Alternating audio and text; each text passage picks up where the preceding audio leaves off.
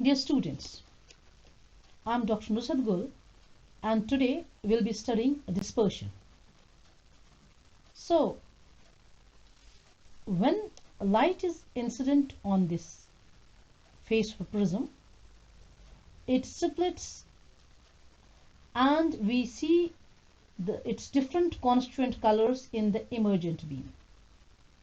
ठीक है, light incident की इस पे और जो दूसरे फेज से इमर्ज की light, we can see different colors in that. Visible light, also known as white light, consists of a collection of component colors. Upon passage through the prism, the white light is separated into its component colors: red, orange, yellow, green, blue, indigo, and violet. This separation of visible light into its different constituent colors is known as dispersion. Each color has a distinct frequency, and different frequencies of the light waves will bend differently upon passage through the prism. तो हमारी जो light incident की हमने इस पे white light incident की, और इस वाइट लाइट के डिफरेंट कॉन्स्टिट्यूएंट्स है like violet, indigo, blue, green, yellow, orange and red, और इन डिफरेंट कलर्स की डिफरेंट फ्रीक्वेंसीज है, जिसका मतलब इनकी डिफरेंट वेवलेंथ्स है. Because they have got different frequencies, ये लाइट जो है जब एंटर करती है इस प्रिज्म के अंदर तो डिफरेंट फ्रीक्वेंसीज डिफरेंट एक्सटेंट तक बेंड करती है, जिसकी वजह से इमर्जेंट रेज में हमें डिफरेंट कलर्स दिखते हैं. We will discuss it a bit. ऐसा क्यों होता है, क्यों ये एक फ्रीक्वेंसी एक एक्सटेंट तक स्लो डाउन होती है या बेंड होती है डिफरेंट दूसरी फ्रीक्वेंसी के मुकाबले में. So different materials are distinguished from each other by their different optical densities. The optical density is a measure of the tendency of a material to slow down light as it travels through it. सबसे पहले हमारे जो different materials हैं, like we have got glass, we have got air, we have got water, तो इनकी optical densities अलग अलग होती हैं, और जिसकी वजह से इन mediums की bending power different होती है, जिसको कि हम कहते हैं कि इनका रिफ्रैक्टिव इंडेक्स जो होता है वो डिफरेंट होता है. ये जो रिफ्रैक्टिव इंडेक्स और द बेंडिंग कैपेसिटी, ये डिपेंड करता है अपॉन इट्स ऑप्टिकल डेंसिटी. इस मीडियम की ऑप्टिकल डेंसिटी पे डिपेंड करता है. So depending upon their optical density, different mediums change the velocity of light और slow it down to different extents और bend different frequencies of white light to different extents. यानी कि यहाँ पे दो केसेस है. अगर हमारे पास डिफरेंट मीडियम्स हैं, उनकी ऑप्टिकल डेंसिटी डिफरेंट होगी, और अगर हम इन पे किसी लाइट को इंसिडेंट करेंगे तो ये उस लाइट को डिफरेंटली बेंड करेंगे.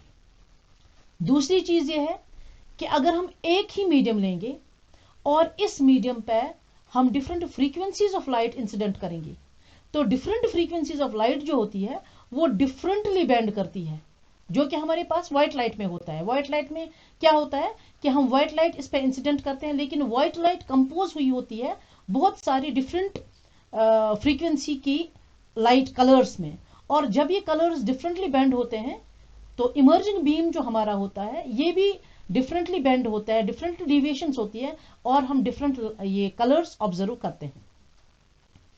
तो ऐसा क्यों होता है? We will try to understand that. The optical density is simply a measure of the tendency of a material to slow down light as it travels to it. तो optical density का मतलब ये है, ये simply measure होती है कि किसी भी लाइट को ये मटेरियल कितना स्लो डाउन करता है. अब ये स्लो डाउन क्यों करता है इस मटेरियल को? अगर किसी की ऑप्टिकल डेंसिटी ज्यादा है तो इसका मतलब है कि ये ज्यादा स्लो डाउन करता है, इसका रिफ्रैक्टिव इंडेक्स ज्यादा है, ये ज्यादा स्लो डाउन करता है. इसमें इस मीडियम में velocity of that particular wave कम हो जाती है compare to a rarer medium, जहां पे इसकी कदरे थोड़ी ज्यादा वेलोसिटी होती है. Light wave travelling through a transparent medium material interacts with the atoms of that material. जाहिर बात है, जब लाइट हमने किसी मटेरियल पे इंसिडेंट की तो वो उस लाइट इस मटेरियल के एटम्स के साथ ये लाइट इंटरैक्ट करती है. When a light impinges upon an atom, जब इस एटम पे गिरती है ये light, what happens? It is absorbed by that atom. The absorbed energy, what it does, the absorbed energy causes the electrons in the atoms to vibrate. Now, if the frequency of the light wave जो हमने incident की does not match the resonance frequency of the vibrating electrons, जब हमने light incident की it caused the electrons of the atoms to vibrate. Now if the frequency of this incident light does not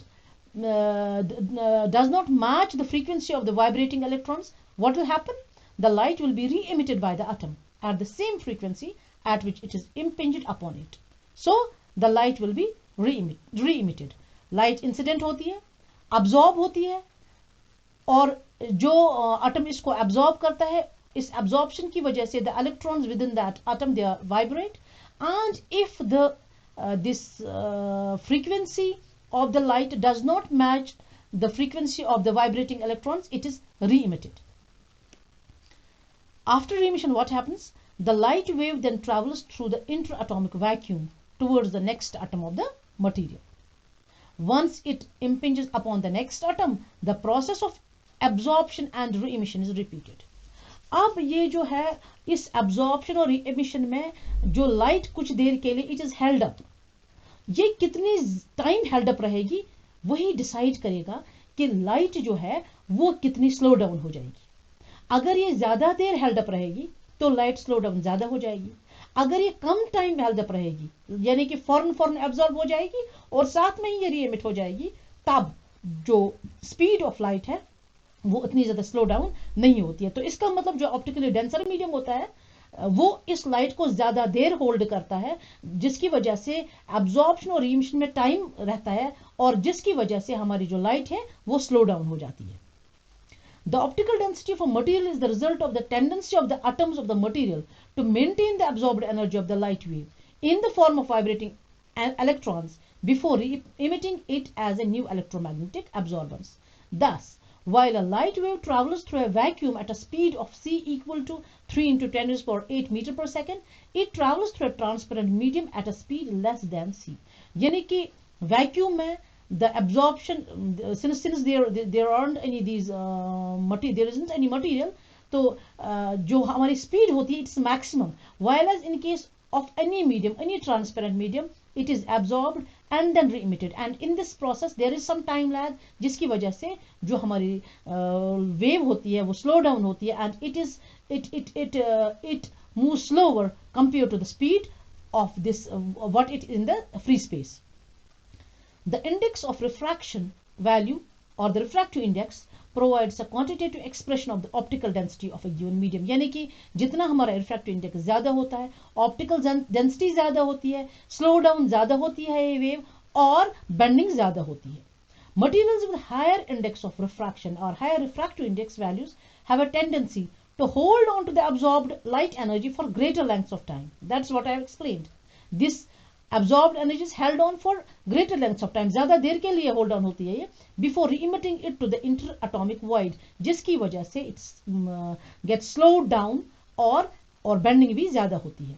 The more closely the frequency of the light wave matches the resonant frequency of the electrons of the atom of the materials, the greater is the optical density and greater is the index of refraction. यानी कि जो हमारी incident रे है उसकी frequency जितने उन absorbed frequency in electrons की जो वाइब्रेशन होती है अपॉन एब्जॉर्प्शन, जितना ये ज्यादा उसके साथ मैच करेगी उतना ऑप्टिकल डेंसिटी ज्यादा होगी, उतनी वेव स्लो डाउन ज्यादा होगी, उतनी बेंडिंग ज्यादा होगी और उतना रिफ्रैक्टिव इंडेक्स जो है वो ज्यादा हो जाएगा.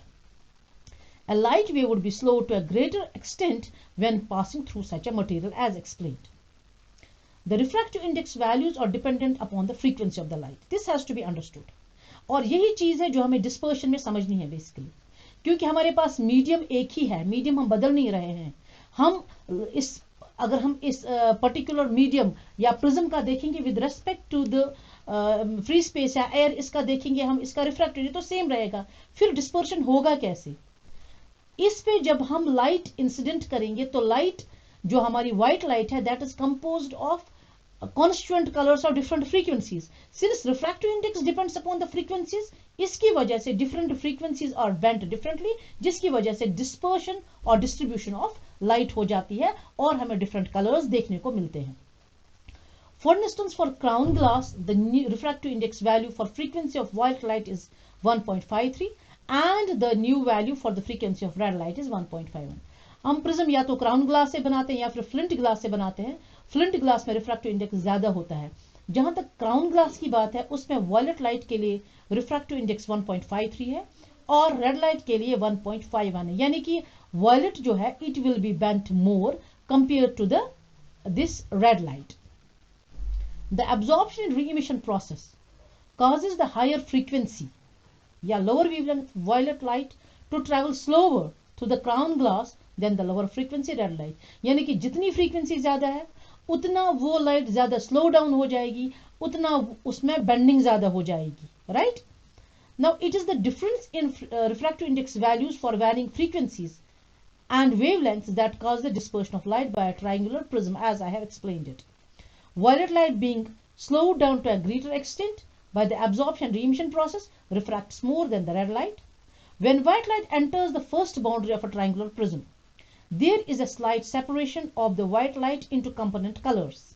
Upon exiting the triangular prism, the separation becomes even greater and the constituent colors are observed very clearly. ये जो मैंने आपको शुरू से बताया है कि जब हम प्रिज्म में, जब हमने, ये हमारा प्रिज्म है, हमने इंसिडेंट जब इस पे की लाइट तो ये रिफ्रैक्ट हो गई इस मीडियम में, और हमें पता है ये जो हमारी इंसिडेंट लाइट है इसमें we have got different constituents, we have got violet, indigo, blue, green, yellow, orange, red, और उन डिफरेंट कलर्स की फ्रीक्वेंसी डिफरेंट है। तो जब इसके अंदर ये चली जाएगी उस ये जो हमारा जो मटेरियल है उस मटेरियल में different frequencies will be band differently, उनका डेविएशन डिफरेंट होगा, जिसकी वजह से जो हमारा जो यहाँ पे इमर्जेंट बीम होगा, जो हमारा यहाँ पे इमर्जेंट बीम होगा उसमें क्या हो जाएगा, वी विल हैव हमारा जो वॉयलेट है, वॉयलेट कलर है, ये सबसे ज्यादा बैंड होगा, और रेड जो है चूंकि इसकी फ्रीक्वेंसी कम है तो सबसे कम ये इसमें बैंड होगा, and we will the different colours will be dispersed, we will find a spectrum, right. Okay, now ये हमारा प्रिज्म है, ठीक। तो अगर आप इस प्रिज्म को गौर से देखेंगे तो we have got 3 rectangular faces. Let me show you. ये हमारा एक रेक्टेंगुलर फेस है, ठीक है, ये हमारा दूसरा रेक्टेंगुलर फेस है, और नीचे हमारा तीसरा रेक्टेंगुलर फेस है, और इसमें दो दो ट्राइंगुलर फेसेस होते हैं। एक हमारा, इसको 3 डायमेंशनल देखने की कोशिश कीजिए, एक हमारा पीछे वाला फेज होगा ये वाला, ठीक है, ये हमारा थर्ड होगा, और ये जो हमारा फेज है सामने वाला, late me show it like this, ठीक है, और ये हमारा जो होगा ये हमारा होगा फिफ्थ, ये हमारा फिफ्थ फेज होगा, ये हमारा फिफ्थ फेज होगा। तो ये जो हमारा एंगल है, this angle between these 2 rectangular faces, इस रेक्टेंगुलर फेस 1 और रेक्टेंगुलर फेस 2 के बीच जो एंगल है इसको हम कहते हैं angle of the prism. This is angle of the prism ए। चलिए, अब अगर हम एक प्योर वेवलेंथ, यानी कि हम जो इस पे इंसिडेंट कर रहे हैं रे, हमारी जो इंसिडेंट रे है, इस इंसिडेंट रे ये एक प्योर वेवलेंथ है, यानी कि एक ही फ्रीक्वेंसी है, तो this will be our incident this ray, ठीक है। ये हमारी रिफ्रैक्टेड रे हो जाएगी, और ये हमारी इमर्जेंट रे हो जाएगी, ठीक है। ये हमारी इंसिडेंट रे और रिफ्रैक्टेड रे, रादर इमर्जेंट रे, क्योंकि ये दोनों इनक्लाइंड एट एन एंगल है, तो ये इन दोनों के बीच में भी एंगल होगा। अगर ये दोनों पैरेलल होते, जैसे एक रेक्टेंगुलर स्लैब होता, तो हमारी इंसिडेंट और इमर्जेंट रे ये दोनों भी पैरेलल होते, ठीक है। तो ये हमारा जो है एंगल आई हमारा एंगल ऑफ इंसिडेंस है, यहां पे हमारी रिफ्रैक्शन हो जाएगी, एंगल आर हमारा एंगल ऑफ रिफ्रैक्शन हो जाएगा बिटवीन द रिफ्रैक्टेड रे एंड द नॉर्मल, ये हमारा रिफ्रैक्टेड रे हो जाएगा यहाँ पे एंगल ऑफ रिफ्रैक्शन, ठीक है। ओके, नाउ हमारा angle E between the emergent रे एंड द नॉर्मल, ये हो जाएगा हमारा एंगल ऑफ इमर्जेंस, और ये जो हमारा है this is our angle of deviation, ठीक है। ये हमारा इस हमारी इंसिडेंट रे ये है, this is our incident ray, और ये हमारी इमर्जेंट रे है, इसको हम पीछे थोड़ा सा प्रोड्यूस करेंगे, इन दोनों के बीच जो एंगल होगा that will be our angle of deviation, ठीक है। तो ये हमारा, ओके, मैं यहां पे आपको समझाती हूं ये एंगल ऑफ डिस्पर्शन कैसे हम देखेंगे। चलिए, ये जो हमारा रेड जो हमारी इमर्जेंट रे है, ठीक है, वो जो एंगल बनाएगी विद वो जो एंगल बनाएगी हमारे इसके साथ, आई विल शो यू, वो जो एंगल बनाएगी हमारे इंसिडेंट रे के साथ, दिस ये वाला एंगल,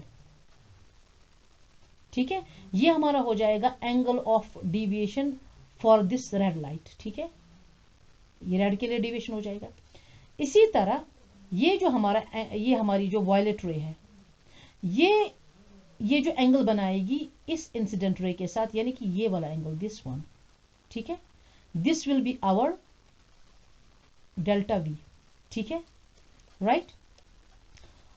और अगर हम delta V minus delta R देखते हैं इस एंगल से, इस पूरे एंगल से अगर हम ये एंगल माइनस करेंगे तो जाहिर सी बात है दिस एंगल, दिस एंगल, ये जो हमारा वायलेट और रेड कलर के बीच वाला एंगल है, इनको थोड़ा सा पीछे प्रोड्यूस करना पड़ेगा so that we can form an angle. तो ये जो हमारा एंगल होगा this will be angle of dispersion. ठीक है, तो ये जो डेल्टा हमारा है, ये angle of dispersion, it is equal to delta V minus delta R, और एंगल ऑफ डिस्पर्शन जो है it's equal to A mu minus one. A हमारा यहां पे है, this is our angle of the prism जो मैंने पहले समझाया है, and mu is the refractive index minus one. Therefore जो हमारा एंगल ऑफ डिस्पर्शन ये किसके बराबर होता है, it's equal to delta V minus delta R, but delta V किसके बराबर हो जाएगा, A mu V minus one, तो यहां पे हमने लिखा डेल्टा वी, और हमारा जो डेल्टा आर है ये हमारे किसके बराबर हो जाएगा, ये हो जाएगा A mu R minus one. जब हम इसको सॉल्व करेंगे तो it will be A mu V minus mu R, यानी कि हमारा एंगल ऑफ डिस्पर्शन जो है ये डिपेंड करता है, एंगल ऑफ प्रिज्म पे भी डिपेंड करता है, and it depends upon the refractive index for this violet light, violet frequency, as well as for this red light.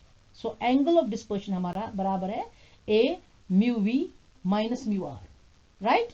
तो delta V minus delta R हमारा हो जाएगा एंगल ऑफ डिस्पर्शन, लेकिन delta किसके बराबर है, ए म्यू माइनस वन, तो delta V हो जाएगा A mu V minus one, delta R हो जाएगा A mu R minus one. हमने सब्स्टिट्यूट किए ये वैल्यूज यहाँ पे निकाल करके, A mu V minus mu R हमारा एंगल ऑफ डिस्पर्शन है, और ये एंगल ऑफ डिस्पर्शन डिपेंड करता है both on the angle of prism as well as on the refractive index for violet and the red light. Now dispersive power of a medium, dispersive power of the medium किस पे depend करता है, ये हम represent करते हैं with omega, it is equal to angular dispersion divided by mean deviation. ठीक है, तो हमारा एंगुलर डिस्पर्शन है delta V minus delta R, जो हमने पीछे निकाला हुआ है A mu V minus mu R divided by A mu minus one. लेकिन ये यहाँ पे क्वेश्चन अराइज होता है, ये जो हमारा डिविएशन है ये वायलेट के लिए है, ये रेड के लिए, तो ये डेल्टा ये किसके लिए होगा, तो ये बात आपको याद रखनी होगी कि ये जो हमारा डेल्टा है ये हम ले लेते हैं practically, we take it for practical purposes, हम इसको मानते हैं किसके लिए, येलो कलर के लिए, और यहाँ पे भी ये म्यू जो है ये कंसिडर किया जाएगा, रिफ्रैक्टिव इंडेक्स जो हमारी येलो कलर की फ्रीक्वेंसी के लिए होगी उसी के लिए कंसिडर किया जाएगा। तो हमारा डिस्पर्सिव पावर जो है ए और ए कैंसिल हो जाएगा, ये बन जाएगा mu V minus mu R divided by mu minus one, यानी कि dispersive power will depend only upon the refractive index for violet, red and yellow color, and it is independent of this angle of the prism. Thus dispersive power depends upon the refractive index of those different colors and it is independent of the angle of the prism. So अगर हम एक rectangular slab लेते हैं instead of prism, अगर हम एक rectangular slab लेते हैं तो what happens, हम नहीं देख पाते हैं, हमें जो है ना ये नहीं मिल पाते, we don't find that जो कहेंगे हमें एक डिस्टिंक्ट डिस्पर्शन नहीं मिल पाता। रीजन क्या है, रीजन इसमें यह है कि जो मैंने आपको पहले भी बताया कि इसमें जो इंसिडेंट रे है और ये जो हमारी इमर्जेंट रे है, इंसिडेंट और इमर्जेंट रे जो हमारी दोनों होती हैं, दीज आर पैरेलल। ठीक है ना, जैसे अगर हम ऐसे मानते हैं, इसको ऐसे मानते हैं, it will be like this, तो हमारी ये रे और ये रे जो है ये पैरेलल होती है, और चूंकि ये पैरेलल होती है, they focus on the same point in the eye, जब ये सेम पॉइंट पे फोकस करती है, so we are able to sense white light only, we can not make out the difference between different colours, तो इस वजह से हमें एक ही कलर मिलता है। जबकि इन case of prism it is inclined, these two rays emergent and the incident rays are inclined at an angle, तो डिफरेंट पॉइंट्स पे फोकस करती है, जैसे रेड लाइट एक जगह फोकस करेगी, वायलेट दूसरी जगह, ब्लू तीसरी जगह, तो that is why we are able to just see different colors. So for dispersion to occur, light must be incident on a face at an angle with the adjoining face like that of a prism, so that the incident and the emergent rays are inclined at an angle and our eye focuses different colors at different points and thus we are able to see these colors. यानी कि हमारा जो, अगर हम prism की बात करते हैं तो इसमें क्या होता है, प्रिज्म में लेट अस से दिस अ प्रिज्म, तो जो हमारी इंसिडेंट रे है, ये स्ट्रेट बनानी है बेसिकली मुझे, और हमारी जो इमर्जेंट रे है, इनको अगर हम प्रोड्यूस करेंगे तो they will meet at some point, और ये दोनों जो है they will be inclined at some angle, ठीक है। तो इस वजह से हमारे जो डिफरेंट कलर्स है, they focus on different points, यहाँ पे ये ओवरलैपिंग हो जाती है और एक ही जगह पे सारे कलर्स, सारे ये रेज फोकस करते हैं, आई पे एक ही जगह पे सारे रेज फोकस करते हैं, and we are not able to see different colours, while in case of prism since there is an angle between the two faces, इन दो फेज के बीच एंगल है, these two rays also have an angle in between, जिसकी वजह से different colours पे focus करती है and we are able to see different colours. That is what it is written here in case of regular,